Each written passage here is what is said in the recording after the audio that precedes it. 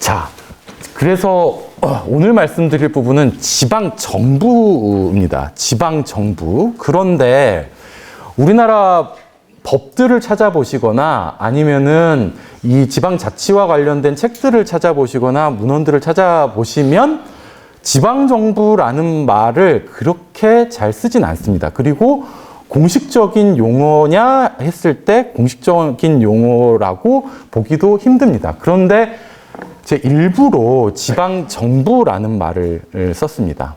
그럼 공식적인 용어는 뭐냐 했을 때 많이 보시는 말이 지방자치단체, 줄여서 지자체라고 많이 부르죠. 근데 지방자치단체는 정의가 이렇습니다. 근데 잘 생각해 보십시오. 지방자치단체는 끝에 뭐라고 써져 있습니까? 단체죠.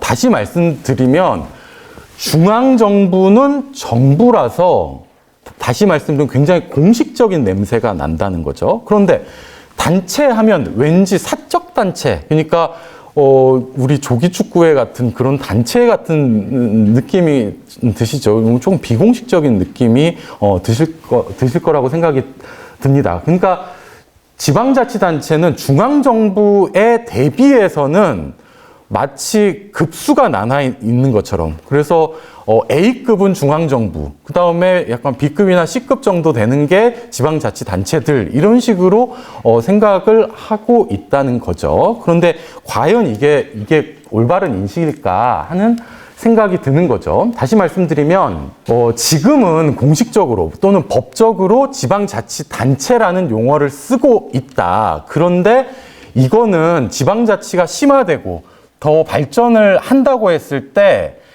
조금 어려운 말로는 지양돼야 된다. 다시 말씀드리면 좀 줄어들어야 되는 용어가 아닐까라는 생각이 들고, 중앙정부에 대응하여서 지방정부라는 말을 쓰는 게 옳지 않을까라는 거고, 이 부분을 한번 생각해 보셨으면 좋겠어요. 지방자치단체라는 말을 우리가 반성 없이 막 쓰고 있거든요. 지자체 하면서. 그런데 지자체라는 용어 또는 지방자치단체라는 용어가 어디서 왔을까라고 생각해 봤을 때 지방자치단체라는 이 한자 용어가 도대체 어디서 왔을까라고 봤을 때 어디에서 왔을까요? 네. 어떻게 하셨어요? 네. 거의 지방자치의 어떤 세계적인 추세를 다 알고 계시는 것 같은데, 일본에도 지방자치법이라고 하는 법률이 있습니다.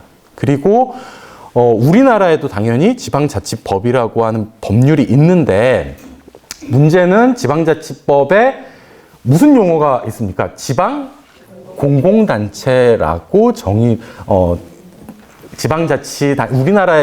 우리나라에 해당하는 지방자치단체라는 용어를 쓰고 있습니다. 그러니까 이게 지방자치단체라는 말이 어디서 왔을까 했을 때 지방공공단체를 공공자 빼고 자치로 바꿔가지고 우리나라에서 들여온 거다. 이렇게 볼 수가 있죠.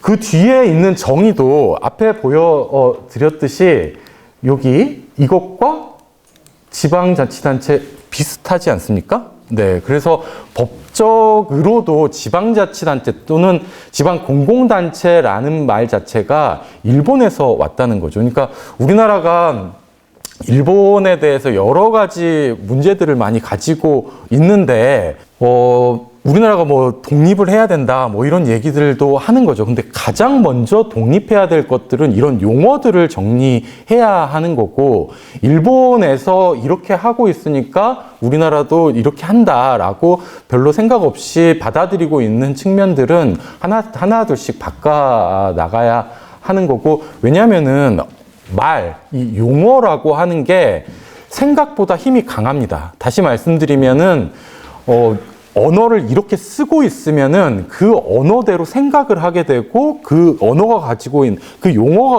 있는 그 의미를 그대로 제도적으로도 받을 수 있습니다. 그래서 용어들을 바꿔 나가는 작업들도 중요하다. 용어의 독립, 이것도 필요하다라고 생각이 들고 그 대안이 지방정부라는 말 아닐까 그렇게 생각이 듭니다.